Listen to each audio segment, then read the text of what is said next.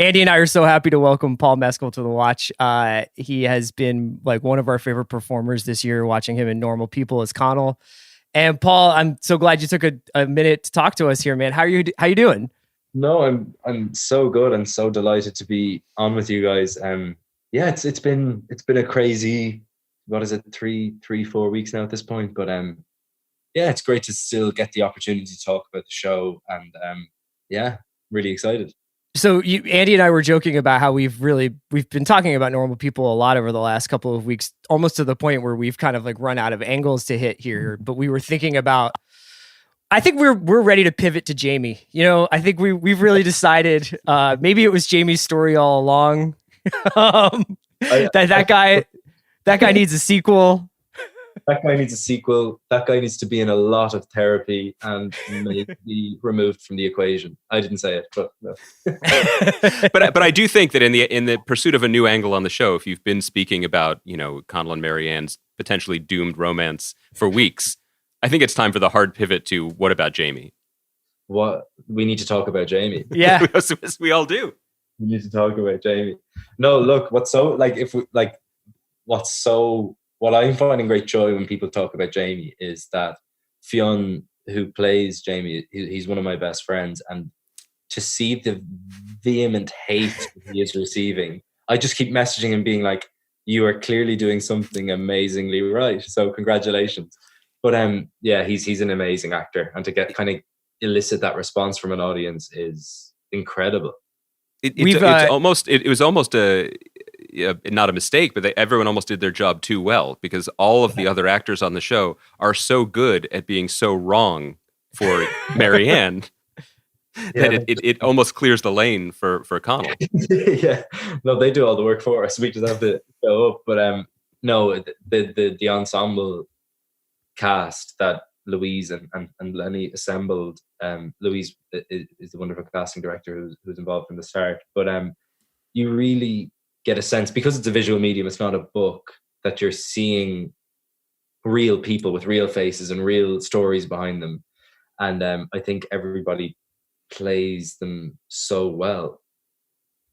You know, well. I watched the show a couple weeks ago, obviously, so that Andy and I could talk about it, and it's one of my favorite shows of the year. But my wife, who also loves the show, is having a hard time finishing it because she loves the characters so much it's almost hard for her to endure it because she cares about them so much. I was wondering whether you've ever had that with a show or a film or a book where you kind of empathize or connect with the characters so much that you're almost trying to hold on to it and not let it go. Yeah. I think for me, when it starts to turn south in Blue Valentine, oh yeah, I want to turn it off, but I can't stop watching it. So that's like minute 6 of Blue Valentine. That's minute 4, actually. Yeah. No, but like, you know, what kills me is the way that film is structured. Like the way when it takes that kind of big hiatus in the middle of the film to like really go into like Ryan Gosling knocking on the nursing room door to then onto the bus, all of that stuff feels really isolated, and then it just starts deteriorating. And it's like when he gets and throws the ring out into that's when I'm like, I have to turn this off. I can't. But I weirdly watch it kind of annually, and I curse myself for doing it. But that's one that I was like, I'm fine. It's probably slightly different in that sense, because the pain of what we're enduring, I found really difficult to watch, but incredibly enthralling, and the performances in it are insanely good. Yeah. But films like that, when it's like, which Normal People is similar in that sense, it's pretty much it's an A storyline. There's no kind of B storylines. It's about Michelle Williams and Ryan Gosling's characters, and nothing else is in primary focus at any other point. And I think that gives an audience a real opportunity to step in and be a part of their lives for a little time. So it's a lot of light escapist fare around your house during quarantine. Totally. That's it's my favorite pastime is watching sad movies. So I wanted to ask you about the origins of your performance as Connell in Normal People. Obviously, you, like many others who had a chance to become familiar with the material before the show had the book as a text, and I guess I'm wondering if you had read it before or you spent time studying it. But the main thing that I took away from reading the book and then was just so blown away by your performance is how much of this person is internal. The book gives us such a window into his internal life and his struggle, and how much is happening inside versus how little is happening outside for so much of it. So I have a couple follow-ups specifically about your craft in regard to that idea, but I guess just starting there, like the beginning, your entrance into this character and how you begin to construct someone that is so rich internally and so ungiving, ungenerous, let's say, at the beginning externally. Yeah, I think when I saw that Normal People was going to be adapted, I was like, okay, God bless those poor actors who have to communicate so much by not, like, it's so funny when I sat down with Sally for the first time after I'd been cast, she was like, the hard thing for me in regards to Connell is writing words for him to say, because he doesn't, in the novel, he doesn't speak a huge amount, particularly in the early stages.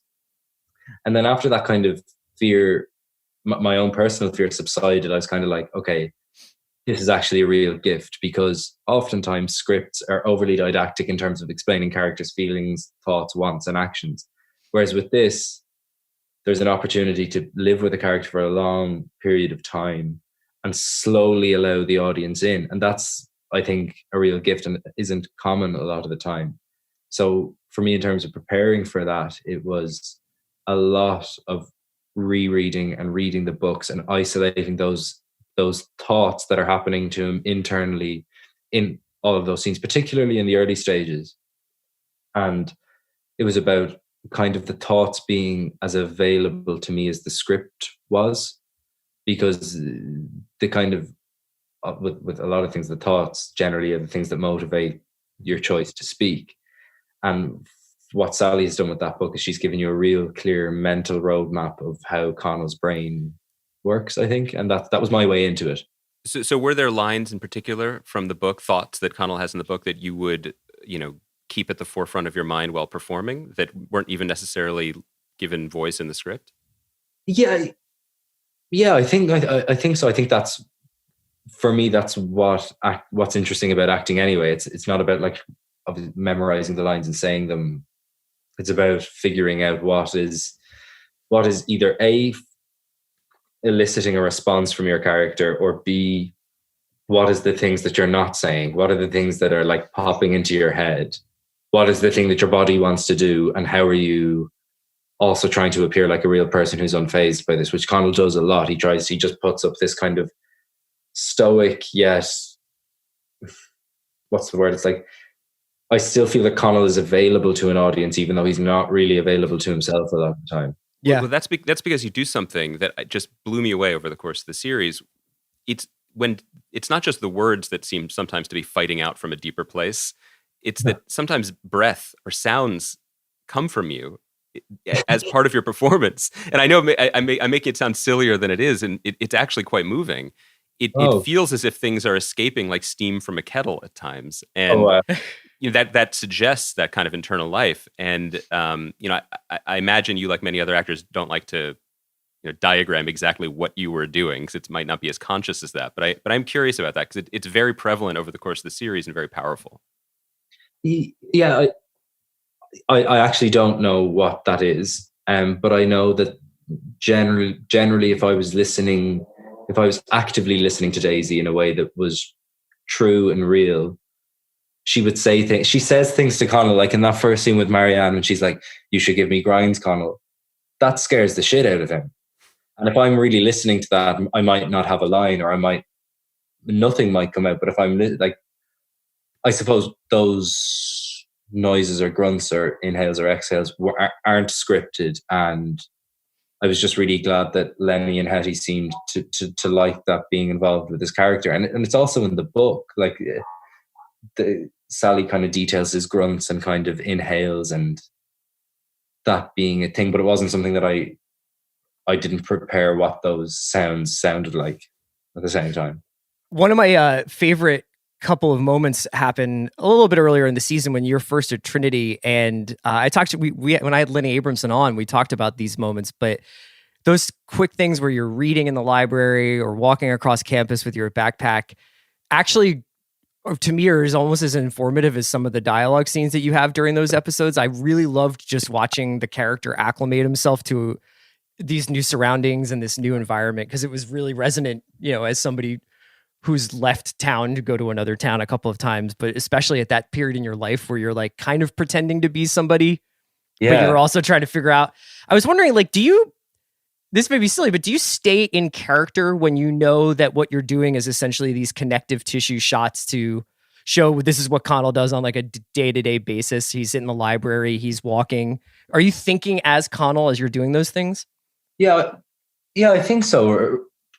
I think anytime that you're in front of the camera and it's recording, the secret is like right now. That's the secret, guys. Like right now, we're all basically peers here. I get. Yeah, sure. Yeah. Often I find those shots harder to do because you're kind of like, then you're really attending the forensic detail of the characters. You're like, what am I thinking about as I'm walking in through the college gates? And I remember that scene in particular, I think it was written, there was a kind of more ominous feeling on the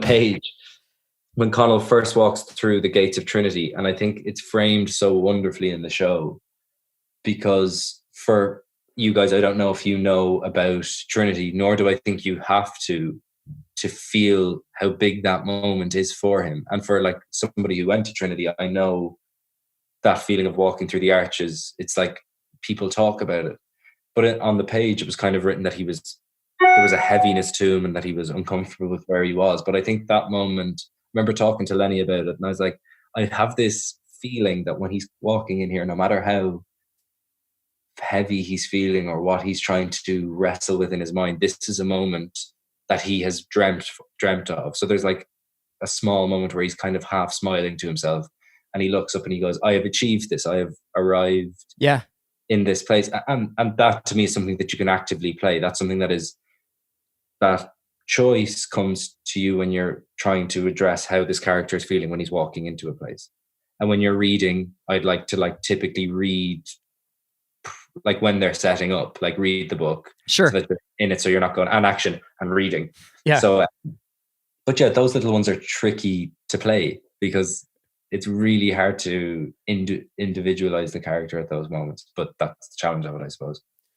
I know, Paul, you've done a lot of work on the stage, and when I've spoken to or heard interviews with people who do a lot of stage work, one of the things that they like to talk about is the privilege of sort of growing and developing along with the production. That you get another crack at it the next night, and by the end maybe you've almost figured it out. One of the things Chris and I have talked about in regards to Normal People is how unique it is as a TV story because it is so laser focused on these two characters over a very specific amount of time. We get to see these performances just blossom and change and develop with this richness. Obviously you're working, it's different scenes, it's in a different time, but you and Daisy are just kind of working the same furrows with each other in a way that is really amazing to watch. You can hear the architecture of my question trying to find some connection between stage acting and what you've done on Normal People. And this is the moment when I bail out and hit the escape pod and hope you can help me figure out something there. You can land it, man. Come on. You got it. I was wobbling. I was almost across the Atlantic. Paul and I are your wingmen. We're gonna land it right on the Navy cruiser. Yeah, no, I think I know what you're saying in a sense, and I say I think loosely. That's all I can hope for these days. Okay. No, but it's not that you get to revisit the scenes as you do on stage, but almost it's like but it's even in the way that it was shot. Like there was scenes, say for example, the scene in episode 11 where they're eating the ice lollies, and it starts with them watching the match and it finishes with Marianne running away from the house. So there was. Does anything happen in between? I don't remember. A lot happened. The second half of the match starts. So right. And Connell's very focused on that. Anyway, please continue. Happily ever after. But there was one shot in particular that was like it was placed behind the TV, and because the nature of that room was quite small, there was nobody else in the room other than me and Daisy. The door was shut. They hid the microphones out of shot. And so you're doing a 15, 16 minute take where you go from sitting down to talking about the relationship to having sex to that event happening during the sex to then running away and then feeling like Connell has fucked it. So that felt like what it feels like to me when I'm on stage. That's an equation. That's a definite equation. Like I can draw a massive similarity between shooting scenes like that, but also just living with the character for that period of time felt like doing a long run of a play. The only difference was that you're not repeating scenes. Well, I think it's also interesting because I'm sure whether it's today's long day of press or the few weeks of press you've had, a lot of people who watch a show like this that is so focused on the relationship between two characters. I'm sure you and Daisy have had a lot of questions about your friendship and, et cetera, et cetera. But I guess what I'm curious about is the professional relationship in the best possible way when you are not just scene partners, but you are working together so intimately where you have to know each other's rhythms, right? Yeah. And so in a scene like that, I was actually going to bring that scene up in regards to another question about just times when, in what it felt like for you to look up and know that the person across from you was catching what you're pitching, if you know, where was there to pick you up, to back you up, and to understand you. But it's so funny that you even mentioned that, because one of my, and I'm going to misquote it, but there's a quote in the book when Connell and Marianne, I think, are talking about the conversations that they have around the sexual encounters that they're having. I think it's either from Connell or Marianne's perspective that it feels like they're figure skaters, and when they're having these conversations, somebody's being thrown up into the air and they just know they're going to be caught. And then that improves the conversation and improves the sex that these characters are having. And like, I can't imagine doing the job and not trusting the person that I was acting opposite. Like Daisy is just extraordinarily good at her job. The energy that she brings to set, and just the way that she interrogates her own character and the relationship. And also there was just a really nice energy between the two of us because you can't, I don't know, what I learned from Daisy is that shooting something for that length of time is a marathon, but it feels like a sprint. And watching her navigate a day on set was like, I didn't know what a day on set really looked like. And just watching her and seeing her energy shift as we'd be getting closer to a take, and then taking that right down, but still being incredibly personal and personable, being incredibly funny, and just a really positive person to be around. And also I just learned a huge amount from her as an actor, and even more as a person. So I think the relationship that we had really benefited the characters and allowed us to work as best as we could. I actually had a question, because I actually did. This is irrelevant to my question, but I actually did get a chance to live in Ireland for a little while when I was in like the late 90s. But in Cork. Oh, lovely! I love Cork. Yeah, and I had a blast there. But Chris is being modest. He also does a great Irish accent. I do a terrible Irish accent. Oh, please, I refuse to speak unless you do the accent. Only if you do American. Because you can do your American accent back to us. But I was curious about whether or not you had spent much time in Sligo as a kid or growing up, and whether or not you had like preconceived notions about like, oh, guys from Sligo are like this. Because I know you're from like sort of outside of Dublin, right? Like about 30. Yeah, but I think there's a weird thing in Ireland that people probably won't agree with, but there's everybody who lives in Dublin, and then there's the rest of Ireland. Okay. And where I'm from, Maynooth, where I'm from, is definitely not Dublin. But my father's from West Clare, which would be similar to Sligo, obviously different, but we went on holidays to Sligo growing up quite a bit because there's lovely beaches and things like that. So yeah, I was familiar with the world, and I wasn't from Dublin, so I would never be judgmental of people who lived outside it. Sure. You know? Yeah, no, I think in the States here, it's like, even if you're only 3 hours from a place, it's the same thing. You're like, well, guys from New York or people from Boston or people from, Washington, D.C. are just different than people from Philadelphia in some way. Like they have a different attitude about things or different food. And I was curious as to whether or not like you almost had to get into the character of playing someone from Sligo at times, or if there was anything about being from there that attitudinally changed. What I think is interesting about Connell is he is absolutely from that place, but his moral compass is not that he shares with his friends or his peers. He's very much his own man, as much as he struggles with a lot of things. He doesn't, like, for example, when Rob shows him the photo of his girlfriend, he doesn't, that's not a culture in which he wants to be involved with. So I think as much as he can be frustrating, he does have a certain morality to him that I find very attractive. Classic Sligo guy, just showing pictures of his girlfriend. Only people in Sligo do that. You get to Sligo, they're like, you want to see a picture of my girlfriend? And I know we haven't met yet. Paul, do you think Connell's a good writer? Was that something you considered? Yeah, absolutely. I think that's one thing that you really have to consider to play him, because ultimately, if he doesn't think in himself that he's a good writer, him losing those opportunities won't hurt as much.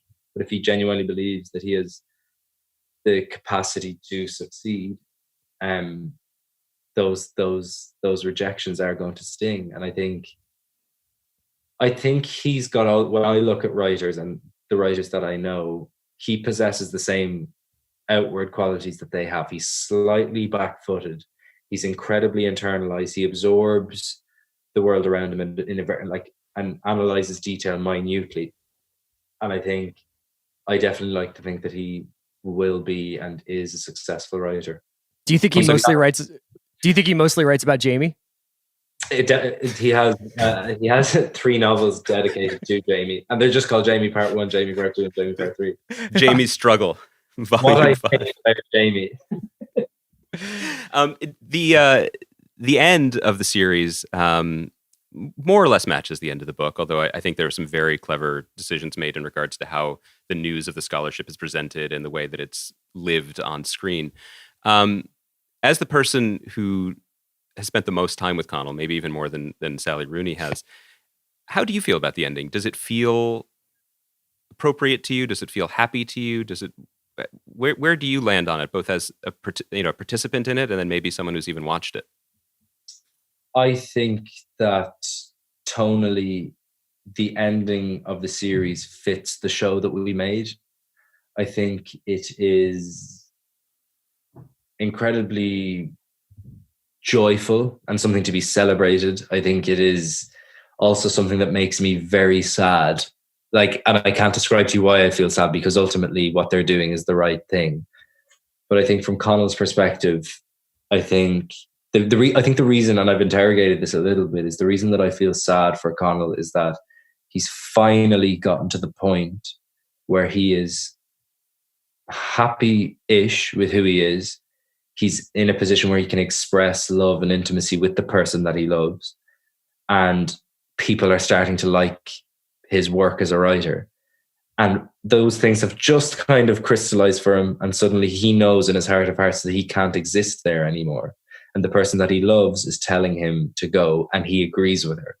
That's a painful, even me saying that is a painful thing to articulate. It's not something I ever would want for me, but it's also everything that I want for me. Do you know, does that make any sort of sense? It does. And yet, while that melancholy is I think a very appropriate place to sort of sit and leave the series, how quickly did you pitch Normal People 2 East Village Nights? Look, I know nothing of season 2. I haven't heard that.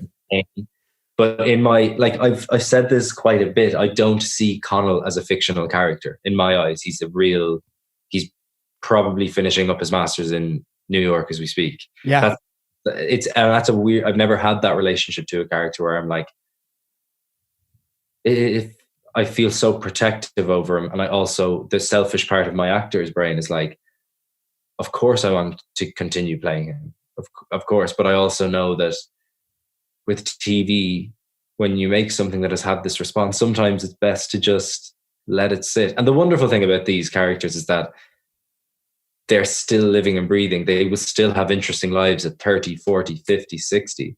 And it's whether Sally or people decide that it's something that they want to interrogate. But I also, yes, I fully support that. And I'm happy to go on record. If they make a season 2, I will be very happy. But I'm also totally behind the fact that if they want to finish it there, that last scene there's a lovely finality to it while still saying that they are going to go on and be in each other's lives in some capacity. And I think for the show to strike that balance is a really hard thing to do. I wanted to ask you about, I'd been reading some interviews with you before we did this, and I saw that you are a big True Detective fan, as am I. And I saw that you had rewatched it during quarantine. Is that right? Yeah, it was the first thing I watched in lockdown to rewatch. Shout out to you, man. And so would you do first season, or do you go deeper into it? I'm a first season guy, and pretty much only a first season guy. I do like season 3, and I think there's good acting in season 2, but I think season 1 has spoiled television because it's so good. I'm still pretty hung up on season 1. Can I be sitting here just writing for Colin Farrell's cocaine binge scene in season 2? There's some peaks. Yeah, for sure. I mean, if this can transition into just some professional advice, that's your North Star going forward. I know. Yeah. Absolutely. That's normal people too. That's normal people too. Colin doing loads of cocaine at the desk in New York. As a sheriff, yeah. Instant green light. Instant Did green you, light. I'm sorry, Chris. Ask your question. No. I was just going to ask, like, when you were watching True Detective, even the first time, were you a pretty like obsessive fan? Did you like go online and look at theories and stuff like that? Like, no, I was obsessed with it from an actor standpoint. I was obsessed with the series, and I was obsessed with watching how Matthew McConaughey and Woody Harrelson played these characters, how well they were written, how much the series doesn't do a huge amount of exposition, if any exposition at all. It trusts the actors at the center of it to really get in under the fingernails and act. And I love watching that. So you and I probably were not on the same Reddit boards then. You were more into the acting. I was doing the whole geeky. I was more into like, where is Carcosa? Is it more of a? It's fine, but they made that world feel so real, and I don't want to know if it is or it isn't. But that reveal, I think, in episode 7 with the videotape, and just that close shot on Matthew McConaughey or Woody Harrelson watching it. Yeah, I was like, this is a real thing. Somebody called the police. Okay, we need to open up that cold case and solve it. And I think for a television show to manufacture that is incredible. Well, I personally cannot wait till Connell Waldron is in New York, joins the police force, True Detective season 4. Yeah. That's the way we make it happen. Paul, thank you so much for joining us today, man. I really appreciate it. Thanks very much for having me on, guys. And congratulations to you too. It's an incredible performance. And Chris and I have just been talking. We're so excited to see what's next for you and to keep watching. Thanks very much, guys. Take care, man. And your hair was great. Yeah, nice job. Thank you. Have a good night. Thank you. Later, man.